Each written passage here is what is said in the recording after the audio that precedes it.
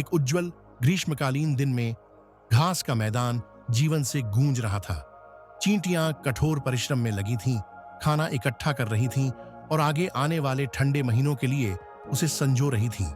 उनके बीच एक मेहनती छोटी चींटी थी जो निरंतर काम करती हुई अनाज को वापस मुहद्दी के ढेर में ले जा रही थी। पास ही एक निश्चिंत टिड्डा धूप में लेटा हुआ था, गा रहा था और अपनी बांसुरी बजा रहा था। इतना कठिन काम क्यों कर रही हो छोटी चींटी? टिड्डे ने पूछा।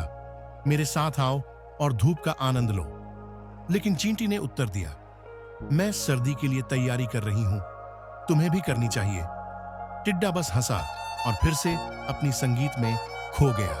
चींटी दिन प्रतिदिन काम करती रही, खाना इकट्ठा कर रही थी और उसे मुहद्दी के ढेर में व्यवस्थित कर रही थी।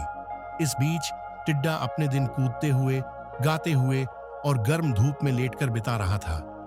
अब सर्दी की चिंता क्यों करें, समय तो बहुत है, उसने कहा। चींटी ने सिर हिलाया और काम करती रही। सर्दी आने में ज्यादा समय नहीं है, उसने चेतावनी दी, लेकिन टिड्डे ने सुनी नहीं। दिन छोटे होते गए और घास का मैदान ठंडा और बंजर हो गया। बर्फ ने जमीन को ढक लिया, फूलों और घास को छिपा दिया। चींटियां अपने मुहद्दी के ढेर में गर्म रहीं और उन्होंने जो खाना इकट्ठा किया था उसका आनंद लिया। लेकिन टिड्डा उतना भाग्यशाली नहीं था। भूखा और कांपते हुए वह बर्फ में भटकता रहा, खाने की तलाश में।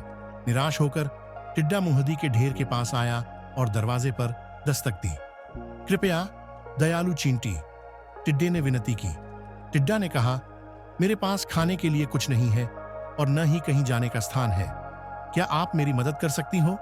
चींटी ने एक पल सोचा और फिर कहा, मैंने पूरा ग्रीष्मकाल कठोर मेहनत की, जबकि तुम गाते और बजाते रहे। मैंने तुम्हें तैयारी करने की चेतावनी दी थी, लेकिन तुमने सुनी नहीं। अब तुम्हें अपने फैसलों के परिणाम भुगतने होंगे। जैसे ही टिड्डा धीमे धीमे चलता हुआ दूर गया, उसे चींटी के शब्दों का महत्व समझ में आया। अगले ग्रीष्मकाल में उसने कसम खाई, मैं मेहनत करूंगा और सर्दी के लिए तैयारी करूंगा। चींटी ने उसे जाते हुए देखा, आशा करते हुए कि उसने अपना पाठ सीख लिया होगा।